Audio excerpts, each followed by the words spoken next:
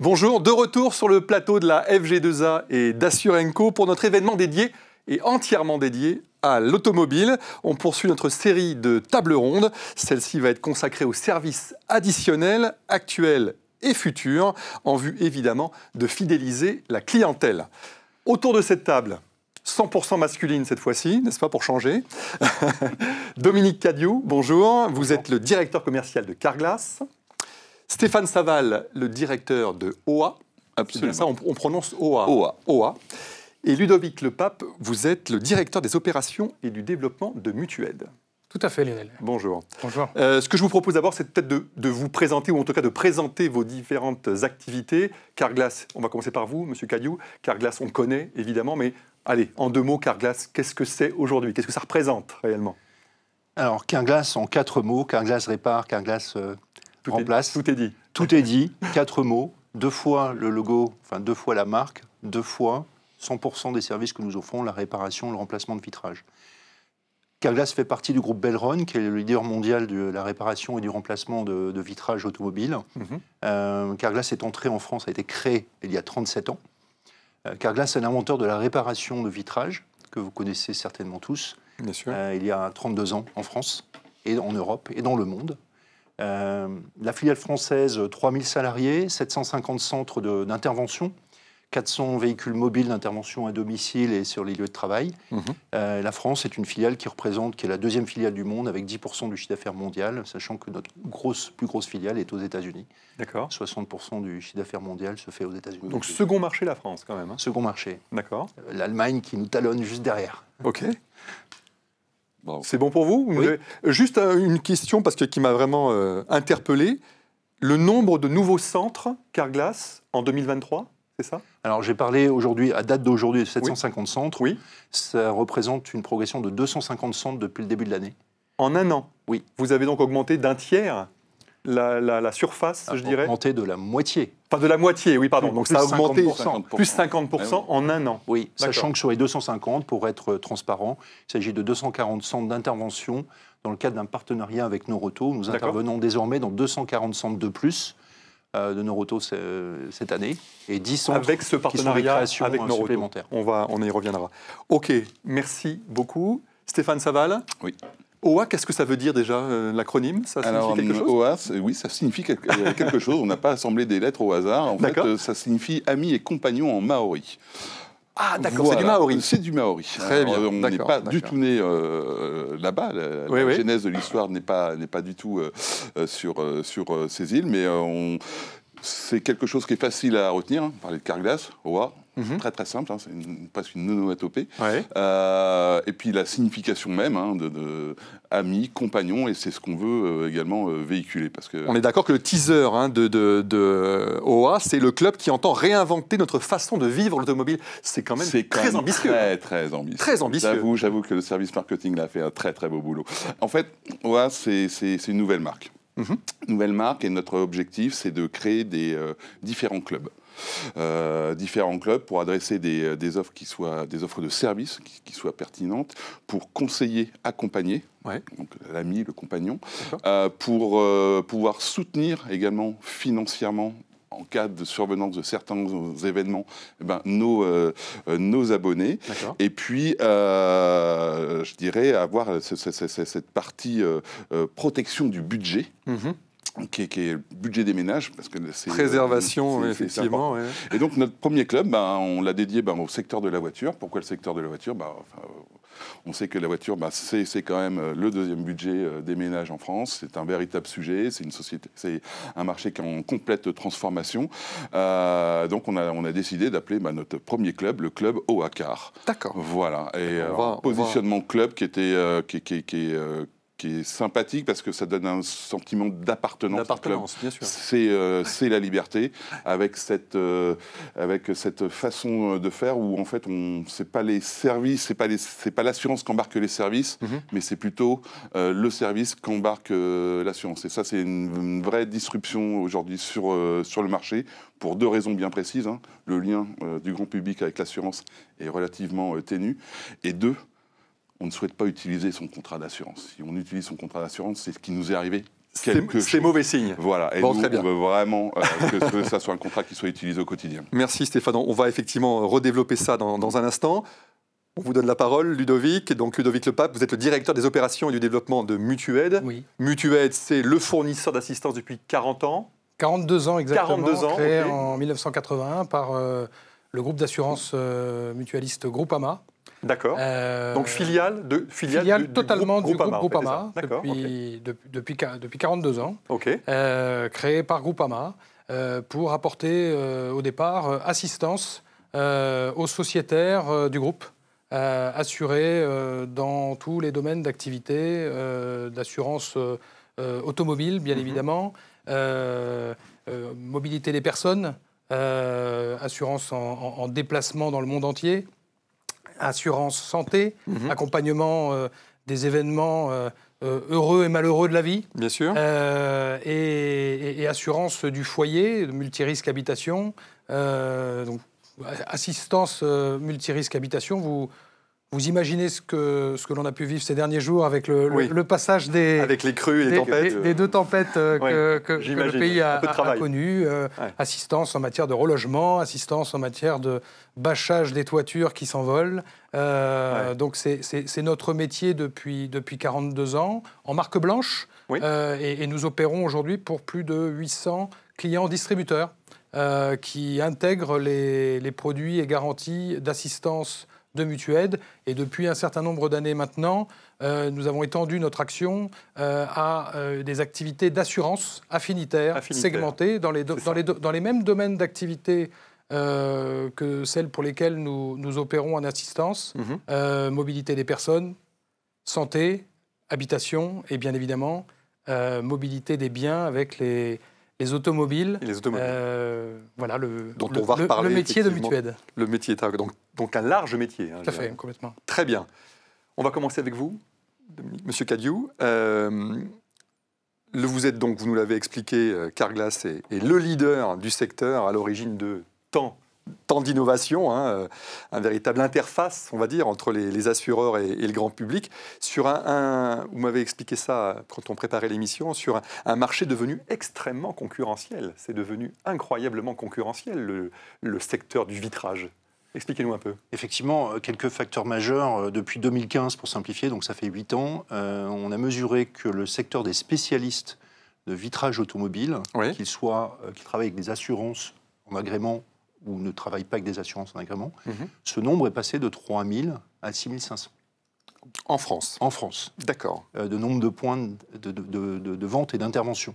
À côté de ça, il faut rajouter les 13 000 carrosseries, garages et concessions qui font également du vitrage. Ou qui se remettent à en faire. Ou qui se remettent à en faire, effectivement. Donc on parle d'un service qui continue de se diffuser, mais avec un marché qui est de plus en plus morcellisé. Et ça, c'est un phénomène majeur. Tout ça, alors que le nombre de prestations en volume a baissé en 15 ans de 30%, si on compare au parc auto de 2015. D'accord. 30% de baisse, depuis 15 ans, 30% de baisse, donc ça remonte à un peu plus long, ça va être 2008. 30%. De baisse de l'activité, vous voulez dire ? Oui, de baisse de prestations vitrage. De prestations, là vous mêlez à la fois remplacement et réparation. Absolument. D'accord, ok. Donc un marché qui est devenu plus petit en 15 ans, mais avec beaucoup plus d'acteurs. Un gâteau plus petit et beaucoup plus de... Il est vrai, un prix de prestation qui augmente au fil du temps. Oui, ça aussi c'est important.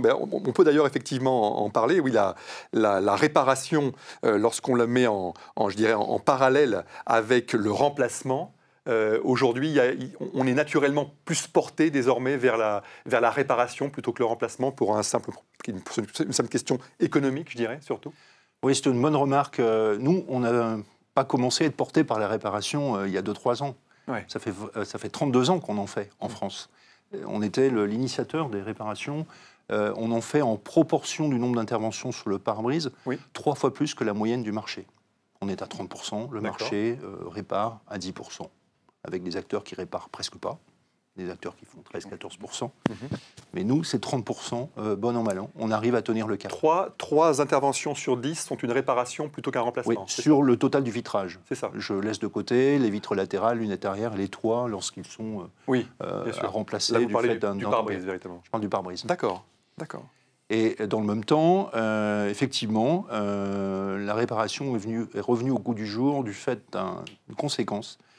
C'est l'addition de 3 types d'inflation sur le marché de la réparation automobile de vitrage depuis 8 ans, depuis 2015-2016.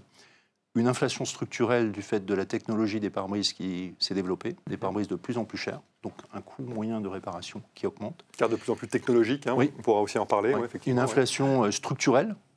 Une inflation conjoncturelle qui est due au fait des conséquences du post-Covid, l'inflation de la demande par rapport à l'offre, l'inflation des salaires, les conséquences de la guerre en Ukraine. Donc on peut parler vraiment d'une inflation conjoncturelle qui va disparaître au fil du temps, mais elle est encore là et on en parle tous les jours par rapport au pouvoir d'achat des Français. Bien sûr. Et une inflation artificielle, puisque une partie des opérateurs du marché font foire aux cadeaux, en offrant des choses qui n'ont rien à voir avec la réparation ou le remplacement de vitrage. Pour une prestation, on offre une piscine, une trottinette électrique, etc. Ce qui n'est pas du tout notre stratégie. Et une prestation, j'imagine dans votre esprit, de moindre qualité, évidemment. On remplace ça par le cadeau, plutôt. C'est le cadeau qui finalement fait qu'on emballe bien ensemble, c'est ça que vous voulez dire? Je ne peux pas faire de commentaires sur la qualité de mes confrères et concurrents. Aussi de personne, hein, bien sûr. Ce que je dirais, c'est que c'est générateur du 3e facteur d'inflation, l'inflation artificielle, que je l'appelle comme ça, puisqu'il faut bien, pour des cadeaux aussi onéreux, répercuter et financer ses coûts d'une manière ou d'une autre. Évidemment. Ça n'a jamais été la stratégie de Carglass. On a des offres, mais à coût raisonnable. Très bien, alors on va revenir justement sur Carglass. Quelles sont finalement aujourd'hui les spécificités de Carglass qui vous permettent de demeurer le leader incontesté du marché? 3 facteurs. Le premier, d'être toujours en anticipation et en vision sur son marché, à toujours améliorer la prestation de service, le besoin d'innovation dans des outils de réparation, les outils de découpage, les types de colle, les outils qui aujourd'hui sont semi-automatiques et robotisés de réparation des impacts. Donc, ça, c'est un facteur qui nous aide à être toujours précurseur en matière de service. On était aussi la première force d'intervention, on l'est, de service à domicile sur le marché de l'automobile. Oui. Vous êtes les seuls à pratiquer ça? Alors non, il y a des confrères qui font aussi des interventions à domicile ou sur le lieu de travail, mais on est le seul qui l'offre d'une manière aussi importante sur tout le territoire, d'un point de vue privé, d'un point de vue professionnel pour les entreprises. Donc ça, c'est le premier facteur. Le deuxième, c'est d'être également en accompagnement des manières de travailler avec nos partenaires assurances, ou courtiers ou entreprises, à essayer d'offrir toujours une approche globale de réflexion sur les coûts globaux. On parle de TCO, de coûts de détention de la voiture. Ça rejoint un peu le concept d'AJOA. Donc ça, c'est important, c'est d'être dans la proposition de service, la création de valeur constante. Et le troisième, c'est sur le réseau, je dirais, le type de partenariat et de modules qu'on a su créer sur le marché, puisqu'on avait nos centres historiques. On a lancé il y a 7 ans des modules d'intervention sur parking d'hypermarchés qui sont des centres containers maritimes d'intervention de prestation de services. On a eu le partenariat signé avec Total pour revitaliser les baies d'intervention de réparation des anciennes stations Total. Et on a des implantations chez Noroto. Donc ça, depuis au plus proche alors, pas tout à fait. C'est vraiment développé Noroto, ça remonte à 4-5 ans, avec 40 ateliers et puis des bornes de prise de rendez-vous dans tous les centres Noroto de France. Ce qui est nouveau, c'est le passage de 40 ateliers à 240 de plus, avec donc la possibilité d'intervenir dans 240 Noroto de plus en intervention dans les ateliers de Noroto. Ce rôle de facilitateur pour l'automobiliste, ça aussi, j'aimerais que vous nous en parliez un petit peu. Enfin, je veux dire, c'est tellement simple aujourd'hui de faire changer un pare-brise ou faire réparer un pare-brise chez Carglass. Vous vous occupez de tout. Oui. Et ça, c'est quand même très apprécié. C'est ce que j'appelle du service. C'est exactement. C'est le moment de vérité, le sinistre. Lorsque un automobiliste est face à un sinistre, collision, assistance à distance ou problème de vitrage, il y a tout de suite le stress. C'est d'autant plus important que l'automobiliste a un sinistre bris-de-glace tous les 13-14 ans. Alors, je ne parle pas des voitures professionnelles qui en ont plus. Et donc, la fréquence du moment d'expérience sinistre vitrage est extrêmement rare dans la vie d'un automobiliste. Donc il faut savoir le prendre en charge, le déstresser, s'occuper de tout par rapport aux procédures de prise en charge assurance. Et là, il y a une multiplicité de process en France par rapport au nombre d'assureurs où il faut respecter certains cahiers des charges. Donc il faut savoir le faire et savoir bien le faire. Il peut y avoir une franchise à prélever auprès de l'assuré. Il faut faire du reporting au niveau des compagnies d'assurance ou des courtiers. Il faut remettre certains documents légalement obligatoires au départ du client. Il faut également, désormais, avec le recalibrage des caméras, remettre un certificat. Dans notre process, c'est ce qu'on fait, qui authentifie que la caméra de la voiture derrière le pare-brise a été recalibrée et que tous les dispositifs d'ADAS fonctionnent au départ de la voiture. Est-ce que vous pouvez développer ce point, effectivement? Parce que c'est devenu aujourd'hui, je dirais, une de vos prestations principales. Enfin, en tout cas, c'est vraiment celle sur laquelle vous vous focalisez beaucoup en ce moment. Parce que tous les pare-brises, désormais, intègrent le plus souvent, désormais, des caméras, des capteurs qui permettent de lire la route et d'éviter potentiellement les accidents. C'est un gros travail, ça, pour le coup. Exactement. Donc le recalibrage de caméras est apparu avec la croissance de l'équipement des technologies d'aide à la conduite sur les automobiles à partir de 2014-2015. On s'est tout de suite lancé sur ce créneau de services nécessaires, puisque l'obligation du manuel constructeur est de remettre à la route, et c'est un aspect réglementaire, un véhicule en parfait état de marche. Il faut donc que quand les caméras ont été débranchées, qu'on les rebranche, qu'on vérifie les systèmes informatiques et qu'on s'assure que l'ensemble de la caméra et dispositif ADAS fonctionne. 2015, c'était 3% de nos interventions sur l'ensemble des pare-brises remplacées. 2023, on est à 30%. 2030, on sera à 70%. Et oui. Du fait du développement et de la croissance exponentielle des ADAS sur les voitures, puisqu'il y a aujourd'hui certains systèmes ADAS qui, d'un point de vue réglementation européenne, sont obligatoires lorsqu'une nouvelle voiture sort sur le marché. Donc ça me permet d'enchaîner sur le point d'après, ce qui veut dire que ça engendre pour Carglass la nécessité d'avoir un personnel extrêmement compétent, formé. Ça aussi, c'est une des spécificités de Carglass? Oui, il y a plusieurs aspects spécifiques. D'abord, on est le seul réseau de réparation automobile à 100% salarié en France. Donc ça, c'est une différence qu'on a par rapport à beaucoup d'autres. On a notre propre université d'entreprise de formation. On a lancé en 2014, c'était validé par la branche automobile, le certificat de qualification technicien vitrage, certificat de qualification professionnelle. C'est le seul diplôme qui existe sur le marché pour donner un certificat une certification de maîtrise des compétences professionnelles pour les techniciens vitrage du marché. Et puis, effectivement, le métier se complexifie. On peut dire qu'on passe de l'automobile à l'ordimobile. C'est un consultant qui a utilisé cette expression il y a quelques semaines. Et donc, on passe à l'ordimobile, où c'est la voiture qui est définie par rapport à un logiciel d'abord, et ensuite, ce qu'il y a autour, c'est un peu de l'emballage. Je simplifie, c'est pas aussi simple que ça. Mais bon. Et donc ça veut dire que le métier de technicien vitrage a évolué considérablement depuis 6-7 ans, avec la nécessité d'avoir des gens qui aujourd'hui savent prendre en charge les procédures assureurs de plus en plus sur l'informatique avec des points de contrôle. Et deuxièmement, par rapport au recalibrage de caméras ADAS, qui aujourd'hui doivent faire une partie de leurs prestations à la fin de l'intervention sur des réglages optiques laser et sur des systèmes informatiques qui doivent certifier que l'ensemble des points de contrôle d'ADAS fonctionnent. Donc des choses un petit peu pointues quand même. Oui, tout à fait. Une question qui nous turlupine tous, j'imagine, autour de la table. On a tous vu des spots télé Carglass. Ce sont réellement des salariés de Carglass qui les réalisent, ou est-ce que ce sont des acteurs? Moi, je veux savoir. Alors, on n'a rien à cacher. Certains sont excellents. On n'a rien à cacher. Depuis l'origine des spots télé 2008, je crois, ou j'ai un doute, 2008, 2012, ce sont des salariés de l'entreprise. D'accord. Et c'est le cas dans tous les pays du monde. Très bien. Une dernière question pour vous, M. Cadieux. Peut-être quels seraient, ou quels sont déjà d'ailleurs, les services additionnels que vous avez lancés récemment ou auxquels vous pensez pour demain? Alors, ce qu'on a lancé récemment, ce sont des services additionnels, justement, ils les appellent comme ça chez Carglass. C'est le contrôle de l'état de la batterie pour suggérer aux clients une durée de fin de vie.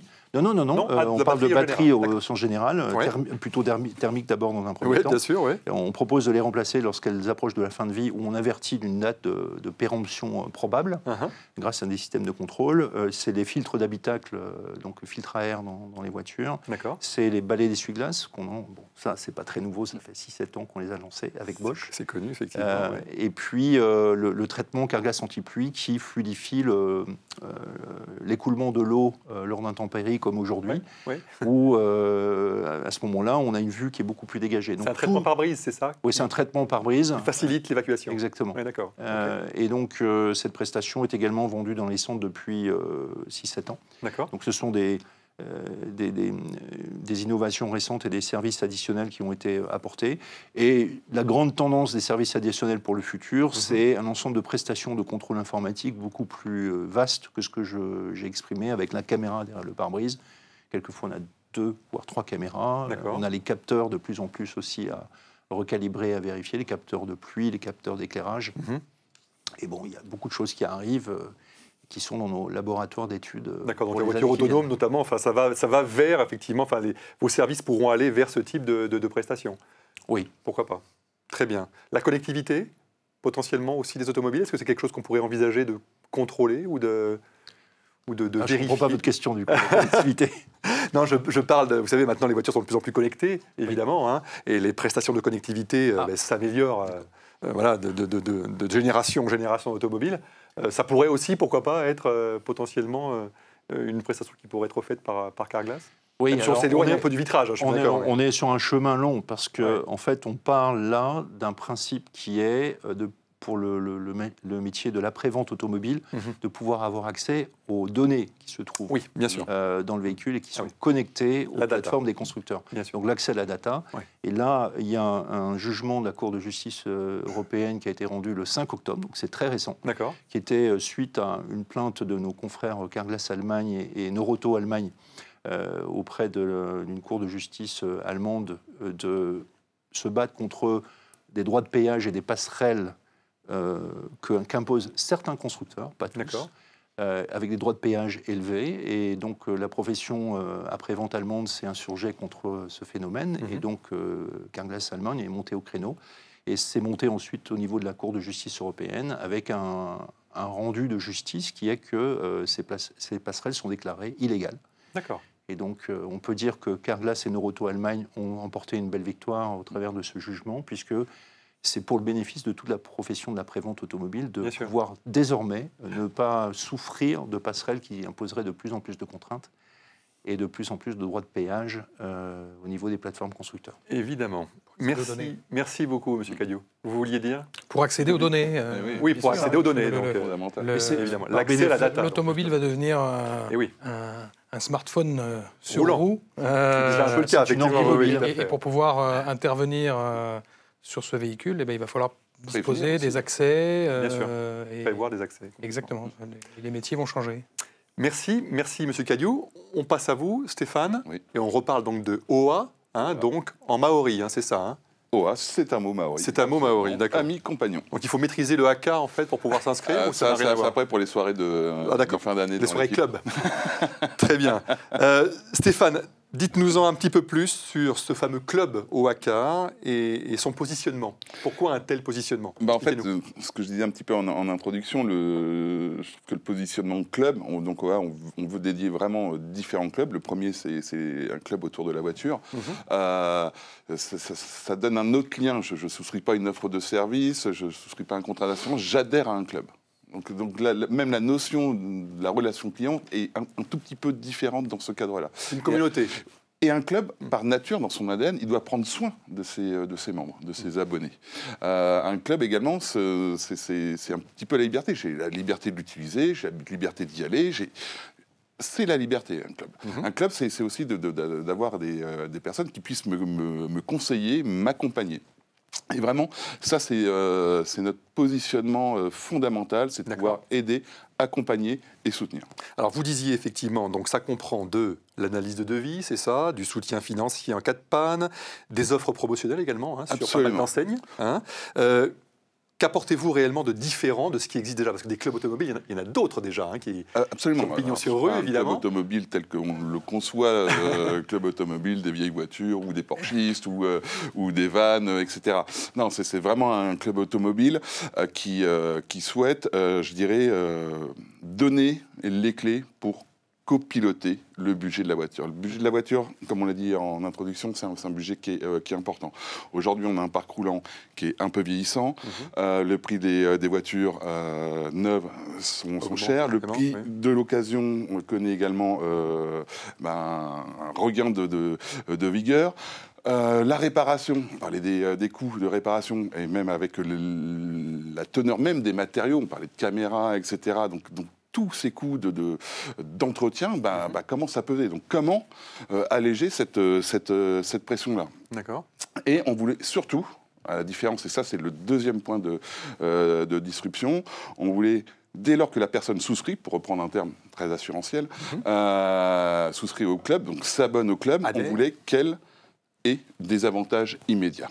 D'accord. Donc les avantages immédiats, ça fait partie, je dirais, de notre première offre. En s'abonnant, la personne peut avoir accès à un catalogue d'offres de services privilèges pour gagner sur ses produits d'entretien. J'achète mon huile auto moins cher, mes produits nettoyants, je peux avoir mes places de parking moins chères avec Q-Park par exemple, tout un ensemble d'offres dédiées sur la voiture, mais pas que. Oui. On peut également bénéficier sur l'alimentaire également, on a des grandes surfaces, mais sur l'habillement également. Oui, ça dépasse le cadre automobile. Voilà, mais c'est quand même affiché, le premier secteur étant quand même affiché automobile. Ce qui veut dire, quoi, concrètement, en vrai, c'est qu'en utilisant, et grâce à un simulateur, le membre peut simuler, avant de s'abonner, combien il va réaliser d'économies par an. Donc on a un simulateur qui est sur notre site. Et là, en moyenne, pour une famille, on va dire, de 3-4 personnes, au minimum, si la personne utilise de façon régulière, pas forcément quotidienne, mais régulière, ces offres privilèges, c'est plus de 1 500 € par an qu'il peut économiser. 1 500 € par an, c'est 125 € par mois. D'accord. Le prix de notre cotisation, la plus chère, elle est à 35 € par mois. D'accord.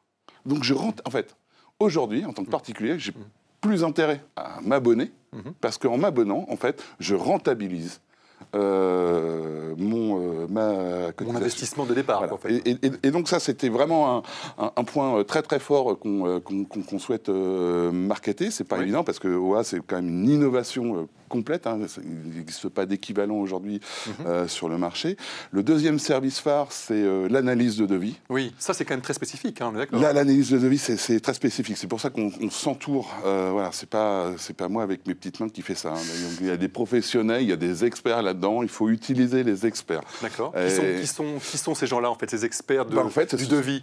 C'est des garagistes en fait, même c'est des gens qui ont pu avoir des devis de garagistes, ou qui ont été dans des flux logistiques différents et variés, en fait, qui connaissent très très très bien tout cet univers automobile. Il y a d'énormes bases de données également qui sont fournies par les constructeurs pour faire les déployer, etc.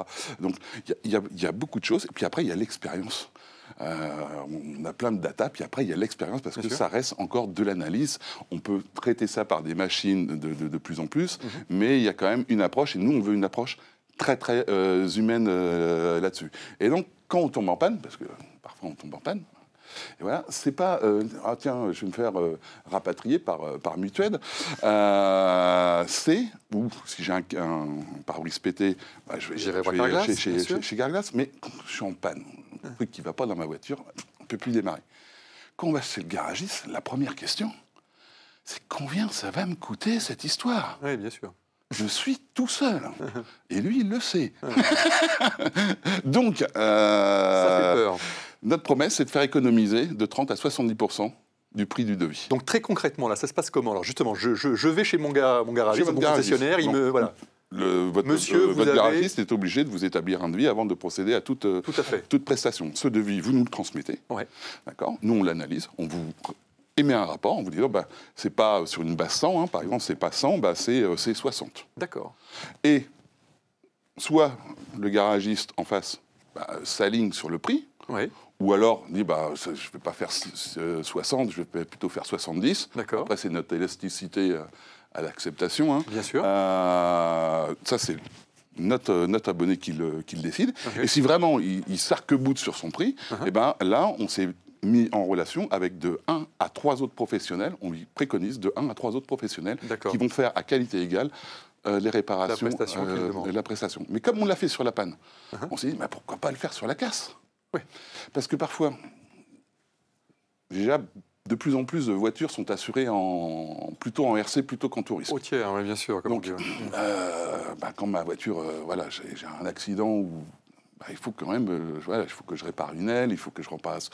Donc, également là, j'ai un devis, et ce devis, de la même manière, ça suit exactement le même processus. Mais si on le fait pour la panne, on le fait pour la casse, on peut le faire pour les visites d'entretien. Pourquoi pas le faire pour les visites d'entretien? Parce qu'aujourd'hui, on n'est pas obligé d'aller chez le concessionnaire de la marque pour faire sa visite d'entretien. Et là, il y a également beaucoup d'économies à faire là-dessus. Donc, sur cette partie analyse de devis, c'est vraiment quelque chose qui est très prégnant. Et c'est là où on donne en fait les clés un petit peu de négociation à notre abonné. Et contrairement à l'assurance, il n'est pas obligé de suivre notre préconisation. Il peut faire comme il veut. Bien sûr. Il est libre. Vous l'avez conseillé. C'est simplement, soit tu suis l'avis de ton club, soit tu fais comme tu veux. En fait. Tu fais comme tu veux. Mais nous, on t'aura donné un conseil. Nous, on est copilote. C'est toi qui pilotes ton budget. Et le troisième source le troisième pilier de cette offre. Donc, on est parti des offres privilèges de l'analyse de devis. Et bien là, on en vient justement un petit peu à des notions d'assurance, puisque là, on embarque de la panne mécanique, sur lequel, sur tous les éléments très immobilisants, boîte moteur pont, lorsqu'il arrive quelque chose, on peut soutenir financièrement notre abonné jusqu'à 2 000 €. D'accord. Voilà. Alors, ça va dépendre de la nature formule, de l'abonnement qu'il aura choisi. Voilà, c'est ça. Et on a 4 abonnements, flex à détente. Donc on commence à 500 et on peut aller jusqu'à 2 000 € avec un prix adapté à chaque formule. Ce sera un pourcentage du coût de la réparation ou c'est un forfait? C'est un forfait. C'est un forfait. C'est très très simple. Voilà, j'ai payé 500, et je vais vous rembourser X euros dans la limite de 2000. Donc ça, c'est pour la boîte moteur pont. Mais pour toutes les autres pannes, en fait, de la même manière, c'est un coup de pouce de 400 €. Je sais pas, tu as ton clignotant qui est en panne, tu as autre chose, c'est 400 € qui sont offerts. Et on s'est dit, mais on ne va pas s'arrêter là. Là, c'est sur la partie panne mécanique. Il y a d'autres choses. Il y a des dépenses contraintes en auto, par exemple, le contrôle technique. Bien sûr. Le contrôle technique tous les 2 ans. De la même manière, on va soutenir notre abonné pour jusqu'à 48 €. D'accord. Donc, globalement, c'est la moitié. À peu près. Un peu près. Un peu plus, Après, ça dépend des 80-90 €. Ça dépend des régions, parce que je pense que le prix il est régionalisé. Donc, pour soutenir, alléger son budget, toujours prendre soin de son budget là-dessus. Et enfin, la dernière partie, la route. Même si on a des voitures de plus en plus connectées, un signalement de plus en plus important, parfois, je suis flashé. D'accord. Je perds un point, je peux perdre malgré points. Mon coyote. Malgré tout, voilà. Et donc, les stages de récupération de points, c'est important. Et on ne voudrait pas que des gens puissent se priver de faire un stage de récupération de points par rapport à un aspect financier. Et là, on peut supporter jusqu'à 200 €. Ce qui peut à peu près couvrir l'intégralité du coût. Généralement, c'est 250 et ça peut reboucler avec les offres privilèges, parce qu'on a un partenaire qui s'appelle ActiRoute et qui propose également des offres promotionnelles de stage, qui, cumulées avec notre prestation, peut faire en sorte que ça coûte le moins cher possible. Tout ça enveloppé dans une hotline. Un joli ruban. Voilà, parce que tout ça est très très digitalisé. Mais on a gardé quand même l'aspect très humain. Pour tout, voilà, nos membres nous contactent par téléphone pour nous poser n'importe quelle question sur la voiture. Je veux mettre un boîtier éthanol. Est-ce que c'est possible? À quoi il faut que je fasse gaffe? Est-ce que ça va changer ma vignette critère R? Tiens, je veux mettre des pneus rechappés. C'est quoi les pneus rechappés? Dites-moi, expliquez-moi. Un rôle de conseil, donc vraiment, pour tout sujet à caractère automobile. Je vais partir à la montagne, c'est quoi le niveau d'équipement qu'il faut que... Il faut des chaînes ou pas? Des chaînes, c'est adapté. J'ai perdu mon guide d'entretien, qu'est-ce qu'il faut que je fasse? N'importe quel sujet. Et là, c'est de l'humain. Et là, et ça peut être, tiens, je suis à l'île de Ré, parce que ça m'est arrivé, je parle de cette expérience-là, ça m'est arrivé, j'ai pété mon cardan, qu'est-ce que je fais, quoi? Je suis pas chez moi, j'ai pas mon beau-frère garagiste, enfin, je suis perdu dans la nature, où est-ce que je peux aller? Et accompagnez-moi là-dedans. Ouais. OA, 24 heures sur 24, 7 jours sur 7? Non, pas encore. Quand même pas. Non, on n'est pas dans les degrés d'urgence et tempétiques de Mutued. Bon, c'est bien, OA. Hein. Moi, je trouve que c'est dit comme ça, non, ça. Non, mais on croit au projet. Hein. Juste une dernière question par curiosité. Quelle est la source principale d'économie? Sur quelle prestation offerte par OA se matérialise la plus grande source d'économie? C'est sur le devis? C'est sur le devis, clairement. C'est vraiment ça qui fait la différence. C'est vraiment, mais on ne fait pas des devis tous les jours. Donc la plus grande source d'économie aujourd'hui que les gens peuvent faire en adhérant, c'est utiliser les offres privilèges. C'est ça, vraiment. Là, j'utilise, contrairement à un contrat d'assurance qu'on ne souhaite pas utiliser là, on souhaite que les gens utilisent parce que c'est là où ils vont faire des économies. Quand il y a un sujet, ils nous appellent. Et quand ils ont besoin de soutien financier, on peut soutenir financièrement les personnes. Très bien. Voilà. Merci Stéphane pour cette présentation exhaustive donc de OA. OA. Je retiens. Ludovic Lepape, je me tourne vers vous. On va parler de Mutued. Donc je rappelle que vous êtes le directeur des opérations et du développement. Et donc fournisseur d'assistance depuis donc 42 ans, hein, c'est bien ça? Pas personnellement, mais oui. Pas vous, mais voilà, en tout cas ceux qui vous ont précédé, hein, filiale donc de Groupama, opérant en marque blanche. Est-ce qu'on peut aborder avec vous le thème de l'enjeu autour de l'assistance, enfin, ou plutôt l'extension de l'assistance vers finalement l'assurance affinitaire? Qu'est-ce que vous pourriez nous en dire? Parce que c'est quand même là, pour le coup, c'est une activité désormais majeure, j'imagine, de Mutued. Complètement. Déjà, il faut poser le sujet en l'assistance en France, tous acteurs confondus. Oui. C'est 12 millions de sinistres assistance qui se produisent chaque année pour des assurés français. D'accord. En France ou à l'étranger. Ok. Là, vous parlez d'assistance tout confondu, pas automobile, hein, on est d'accord. Hein. 6 sur 10 concernent l'automobile. D'accord. Et sur ces 6 sur 10, 70% concernent un motif de panne, ou de crevaison, ou de panne sur la batterie, ou de panne plus grave, telle que cardan, Stéphane évoquait à l'instant, ou de cardan, à l'île de Ré. Et un peu moins de 30% concernent l'accidentologie. D'accord. En termes de garantie d'assistance, l'ensemble des assureurs proposent et ont intégré au fil des années, depuis de très nombreuses années, toutes les garanties possibles pour venir en aide. Alors, quand on parle de l'automobile, nous, en assistance, on parle de l'automobile et du conducteur.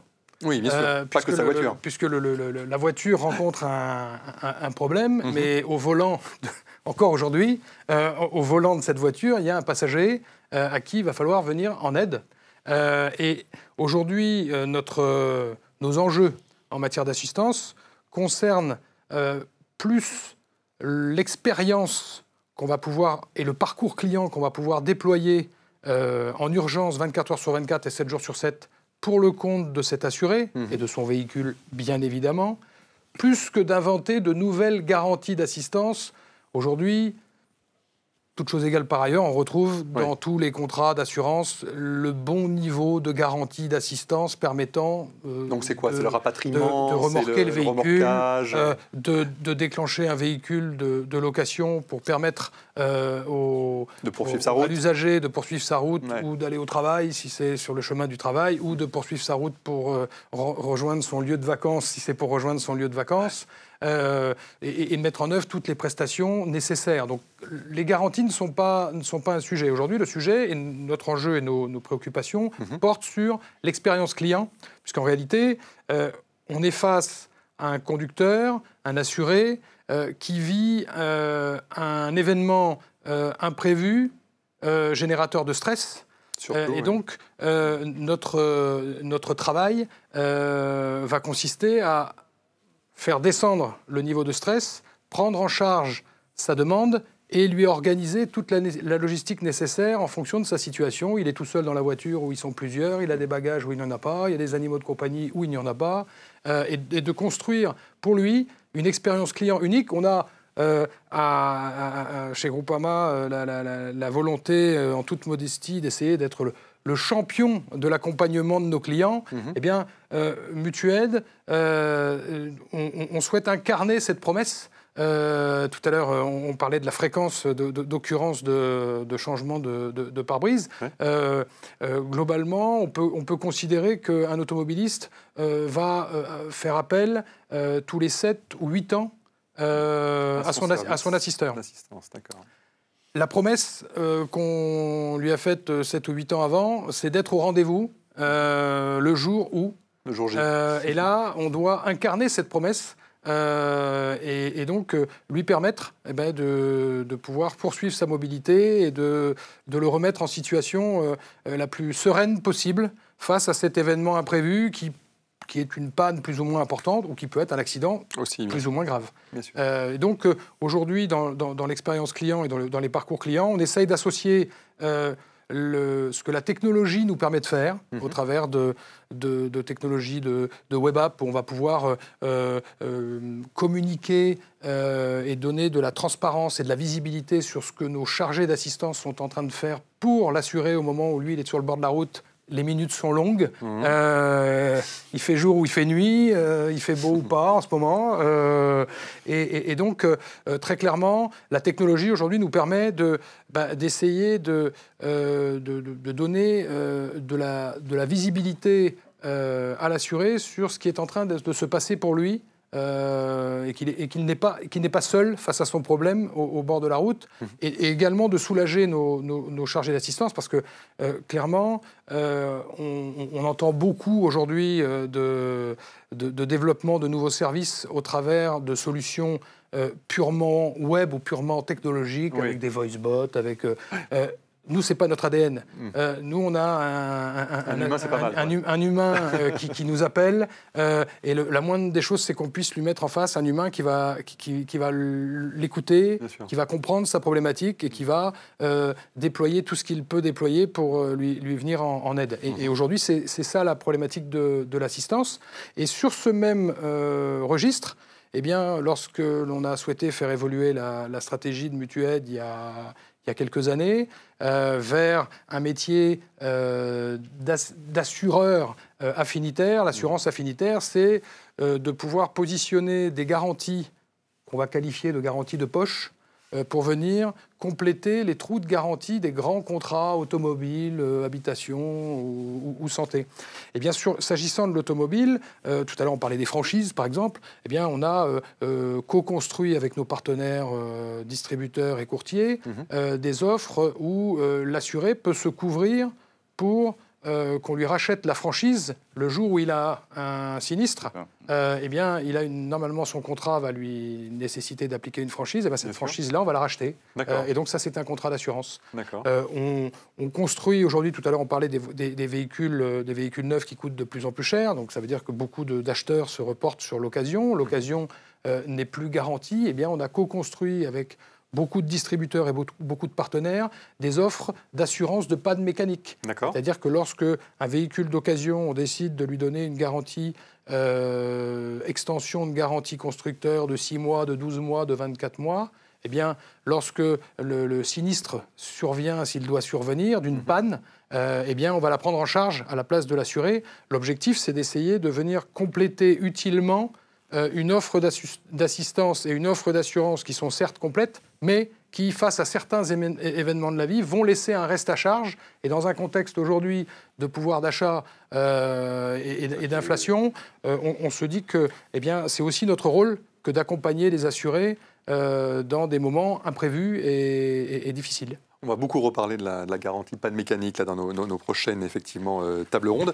Vous en avez déjà bien parlé, mais je vais vous relancer un peu là-dessus. Quels seraient les défis, finalement, de l'avenir pour un assisteur tel que le vôtre ? Eh bien, on en a plusieurs. On va devoir faire face à trois grands défis pour nous, assisteurs, qui vont considérablement et profondément modifier nos métiers. Le premier, c'est la transformation du parc automobile français, qui va passer d'une situation thermique historique à une situation hybride déjà aujourd'hui, vers l'électrique probablement demain, si d'autres solutions technologiques ne sont pas inventées d'ici là.